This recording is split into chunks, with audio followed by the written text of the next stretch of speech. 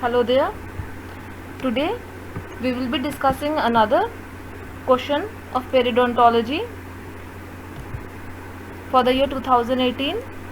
Question paper is given here on the screen, section 1 and section 2. So let's start with the section 1.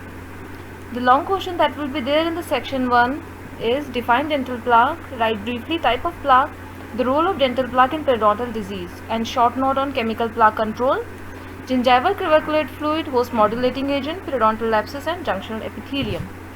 And in one-liner, curates, strange mouth, root conditioning, frenectomy, pregnancy gingivitis and plaque disclosing solutions. So let's begin with the long question. Define dental plaque, write briefly type of plaque and role of dental plaque in periodontal disease. Just because it's a long question, we will be writing the content first, in which all the important points will be written. For example, we will be point-wise introduction, history, definition, classification, composition. One diagram should be there in order to score good mark. Formation of dental plaque and role of dental plaque in periodontal disease. Now coming on to the definition, Bowen in 1976 described dental plaque as a structured, resilient, yellow-grayish substance that adhere tenaciously to the intraoral hard surfaces, including removable and fixed prosthesis. Introduction, will be writing colonization of oral cavity. The colonization of oral cavity started the birth within our facultative and aerobic bacteria, and within 2 weeks mature microbiota established in oral cavity. 1 gram of plaque contains approximately 2 × 10⁻11 bacteria. History of plaque, it goes back to 1897, in which the J. Leon William described dental plaque for the first time. G.V. Black in 1899 coined the term gelatinous dental plaque. Warhol in 1950 described the importance of bacterial plaque in the etiology of periodontal disease. Now composition, just because it's a long question, so I have put few points in order to score good mark. And if your handwriting is bit faster, you can write 2-3 additional points. So I have incorporated composition of dental plaque because it's very easy to draw in the flow chart. So in the composition, there is microorganism on the one side, and the composition is microorganism, it is 70 to 80%, and other component are intercellular matrix, that is 30 to 40%. And in microorganism, bacterial, non-bacterial component, mostly bacterial, but in non-bacterial there are viruses, yeast and mycoplasma. And in intercellular matrix, water is there 70 to 80%, in solid 20 to 30% solid component are there, out of which organic and inorganic components are there. In organic, carbohydrate, proteins and lipids are there. Classification based on relationship to the gingival margin, supra and subgingival plaque. Based on the relationship to the tooth surface, attached and unattached plaque. Based on association with the disease state, health associated and disease associated plaque. And in the last, implant and prosthesis associated dental plaque. This implant and dental prosthesis associated dental plaque is not given in the book Carenza. Type of plaque, supragingival plaque and subgingival plaque. I have tabulated this because it's easy to remember and all the points will be covered in it. Supragingival plaque is composed of mostly gram-positive rods and cocci and few gram-negative microorganisms, but subgingival mostly gram-negative.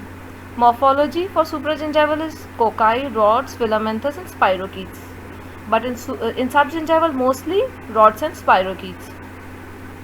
Supragingival mostly organisms are aerobic, but in subgingival it is mostly anaerobic. Energy source, supragingival, the bacteria, they use carbohydrate as an energy source, so they are carbohydrate fermenting. And subgingival, they are proteolytic form.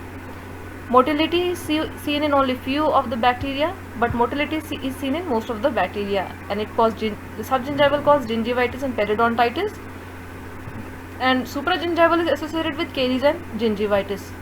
Source of inorganic material in supragingival is saliva, but it is gingival cribricular fluid in subgingival plaque. And subgingival plaque is further divided into tooth associated and tissue associated plaque. Now coming on to the implant associated dental plaque, bacteria colonization take place within 30 minutes of implant placement. Similar microorganism as tooth associated, the surface properties of the dental implant material influence early bacterial adhesion. And you can draw one diagram. I have draw this diagram because it's very easy to draw. There one tooth is there in the diagram, dental plaque accumulation, and in magnification, when we magnify the dental plaque, we can easily see the mushroom shaped structure of the biofilm. There are voids in it, fluid channels in it, so you can draw any of the diagram. Stages of plaque formation. First stage is formation of pellicle, initial adhesion and attachment of bacterium, and it is made possible by transportation, initial adhesion, attachment and colonization. Then colonization and plaque maturation, in which coaggregation will take place. I am not be going into the detail of stages of plaque formation because it's not being asked in this question. Role of dental plaque in periodontal disease. In mid-90s, periodontal disease was believed to result from accumulation of plaque with diminished host response and increased host susceptibility with age. Periodontal disease was clearly associated with plaque, but all plaque was thought to be equally capable of causing dental diseases. And so in this we will be discussing three hypotheses: non-specific hypothesis, specific and ecological plaque hypothesis. Non-specific plaque hypothesis was given by Walter Losch in 1976, and according to that, the disease results from exhibition of noxious product by entire plaque flora. And inherent in non-specific hypothesis is the concept that the control of periodontal disease depend on the control of amount of plaque accumulation. That means inherent in the non-specific plaque hypothesis is the concept that if we control, in order to control the periodontal disease, we must control the amount of plaque accumulation that is there. Coming on to the specific plaque hypothesis, it was given by Walter Losch. It states that only certain plaque is pathogenic, and its pathogenicity depend upon the presence of specific microorganism. Not all the plaque is equally pathogenic. And ecological plaque hypothesis states that there is a microbial balance and the homeostasis exists, but the periodontal disease may result from upset in this balance. Now coming on to the next question. Chemical plaque control. So definition of plaque control: first, regular removal of dental plaque and prevention of its accumulation on the teeth and adjacent surfaces. Method is mechanical and chemical. Ideal property of anti-plaque agent: elimination of pathogenic bacteria, prevent development of resistance bacteria, exhibit substantivity, safe to oral tissue, reduction in plaque and gingivitis, no staining of teeth or alteration of taste, easy to use and inexpensive, and no systemic effect should be there. Generations of chemical plaque control. In first generation, they are antibiotic, phenol, quaternary ammonia compound and sanguinarine.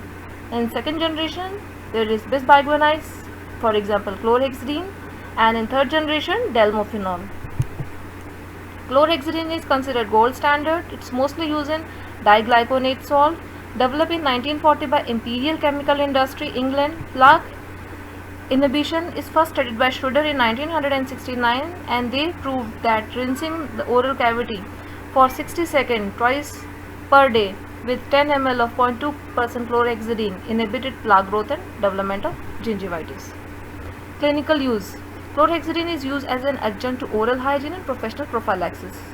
Post-oral surgery, including periodontal surgery and root planning, in patients with jaw fixation, and physically and mentally handicapped patient, medically compromised individual predisposed to oral lesion. Other agents used are triclosan, metallic ion, quaternary ammonia compound, sanguinarine, antibiotic, enzymes and delmophenol. Now coming on to the another short note, gingival curvacular fluid. Definition: gingival curvacular fluid is a complex mixture of substance derived from serum, leukocyte, structural cell of periodontium and oral bacteria. History. In 1950, Brill laid the foundation of understanding the physiology of GCF formation and its composition. Theories of GCF proposed by Brill and Eagleburg and Alfano hypothesis. According to Brill and Eagleburg, increase in the permeability of vessel underlying the junctional epithelium lead to the production of gingival coracolar fluid. But according to Alfano, initially GCF is transudate in nature and later it is exudate. Method of collection and measurement of the volume. Method of collection is by absorbent paper strip, intraclavicular method, capillary tubing method, gingival washing method, and method of estimation of volume is by staining method, weighting the strip, and by use of periotron. Coming on to the composition of GCF, composition is given here on the screen. Cellular component will be there, neutrophil, lymphocyte, monocyte, desquamated cell, enzymes, organic ion, inorganic ion, and bacterial products will be there. It is not, just because it's a short note, it is not mandatory to write all the points. You can write few of the point and you can skip few of the point depending upon your writing speed. Clinical significance. The amount of gingival clavicular fluid is greater when inflammation is present, but not increased by trauma from occlusion. Circadial periodicity. There is gradual increase in GCF amount from 6 am to 10 pm and a decrease afterward. Mechanical stimulation. Chewing and vigorous gingival brushing stimulate the flow of GCF. Smoking produces an immediate transient increase and marked increase in GCF. Drugs tetracycline and metronidazole has been found to be excreted in GCF. Coming on to the host modulating agent. I have already explained you host modulating agent in my previous exam, but just to have a revision, I am again repeating the same. Introduction. Periodontitis is a multifactorial complex disease and an upregulated or maladapted immuno-inflammatory response to bacterial plaque predisposes patient to periodontal breakdown. Coming on to the definition, host modulating therapy is the treatment concept that aim to reduce tissue destruction. So what we have to achieve? We want to reduce the tissue destruction and even stabilize or regulate the periodontium by down-regulate. We have to down-regulate the destruction and we have to up-regulate the protective response in the body. So we should know what is collagen mechanism, because in periodontitis there will be loss of collagen and bone. So let us see the mechanism of collagen degradation.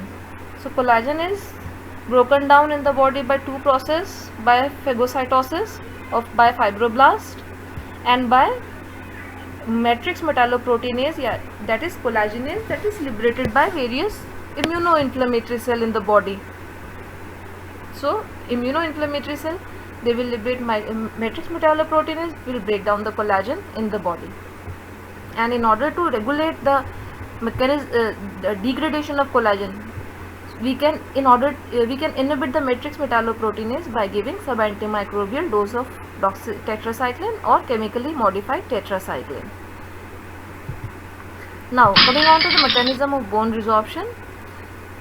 Again, the bacteria, either bacteria will activate the multinucleated osteoclast by liberating various cytokines that is there, and the cytokines that is there, it will upregulate the prostaglandin level in the body, which will activate the multinucleated osteoclast, and hence resorption of bone will be there. And host cell like neutrophils, they will also liberate various cytokines, and prostaglandin E2 that will act on the multinucleated osteoclast, and it will lead to resorption of bone. So once we know the mechanism of bone degradation, then we can control the various aspects of it. For example, we can inhibit the degradation bone resorption by giving cytokine inhibitor, by giving non-steroidal anti-inflammatory, which will control the level of prostaglandin in the body, and by stabilizing the osteoclast by giving bisphosphonate. So this is a periodontal balance. In order to score good marks, if you draw this diagram, it will be very helpful for you. Not only you can remember all the points, but in order to score good mark, I have already told you, it might be very useful for you. Now coming on to the classification, systemically administered and locally administered non-steroidal anti-inflammatory bisphosphonates, sub-antimicrobial dose of doxycycline. In locally, there will be locally applied non-steroidal enamel matrix protein, various growth factors, and bone morphogenetic protein. Non-steroidal anti-inflammatory mechanism of action is by inhibiting the prostaglandin E2 formation, but it is not being approved by FDA because of various side effect and rebound effect. Bisphosphonate disrupt osteoclastic activity. It is not approved by FDA because of various side effects like avascular necrosis of the jaw. Sub-antimicrobial dose of doxycycline, 20 mg of doxycycline, that is Periostat, is given twice daily for 3 months up to maximum of 9 months. It inhibits matrix metalloproteinase, and osteoclastic activity is also inhibited, and it is only FDA approved systemically administered drug.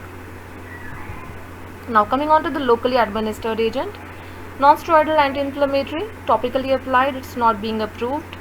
And enamel matrix protein, growth factor, bone morphogenetic protein, it is approved by FDA. So enamel matrix protein available in the form of Emdogain. Enamel matrix protein derivative, its composition is 90% amylogenin and remaining is proline rich protein.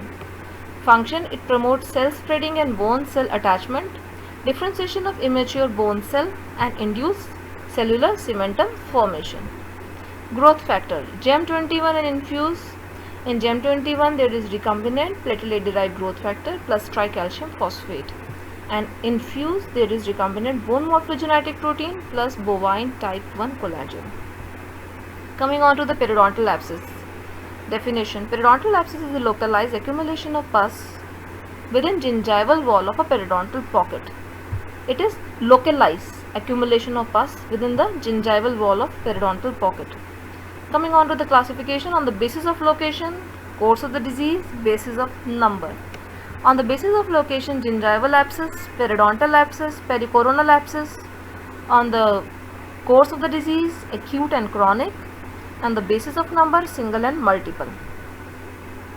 Clinical sign and symptom: gingiva is red, smooth, shiny surface. Area may be dome-like and relatively firm or pointed or may be soft. In most of the cases, pus may be expressed from the gingival margin with gentle digital pressure.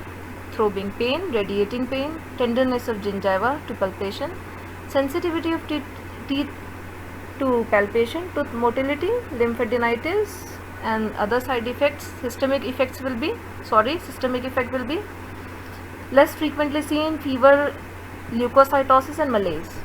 Microbiology, it's a complex pathogenic flora can be seen.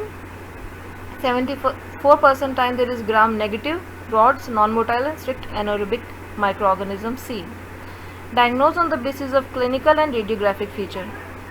Radiographic feature reveal normal appearance of the interdental bone. Some bone loss may be there, and some widening of periodontal ligament space might be there. And in lab finding, elevated number of blood leukocyte, increase in blood neutrophil and monocyte will be there. And clinical feature I have already discussed with you. Treatment: resolving the acute lesion followed by management of resulting chronic condition. So we will be doing IND, incision and drainage, maybe through pocket, by pocket retraction or by incision, then scaling and root planning, periodontal surgery, giving systemic antibiotics like amoxicillin, clindamycin or erythromycin depending upon the condition, and then tooth removal. Just because it's a short note, I have tried to keep the points very precisely. Only keywords I have incorporated. Coming on to the junctional epithelium. Junctional epithelium is non-keratinized stratified squamous epithelium which attaches and forms the collar around the cervical portion of teeth. It is sometimes referred as attachment epithelium. Structure: it is 3 to 4 layer thick in earlier life, but the number of layer increase with age up to 10 to 20. Cells are grouped into two strata, basal and suprabasal. The length of junctional epithelium range from 0.25 to 0.35 millimeter. Location. Healthy condition lies at cemento-enamel junction. And in order to score good marks, I've already told you, you can draw the diagram if you are good in it. So here's the surface of dentine surface, enamel and connective tissues, cementum is there. This is the junctional epithelium.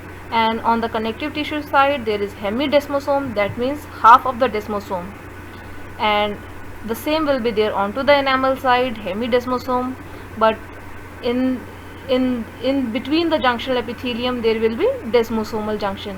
1 to 2% of neutrophil will always be seen. I will try to draw the neutrophil also. So now microscopic feature, lysosome like body are present, keratinosome, Odland body are present. Cytokeratin of junctional epithelium are K19, K5, K14 are present, K6 and K16 they are absent. Zone of junctional epithelium, apical zone.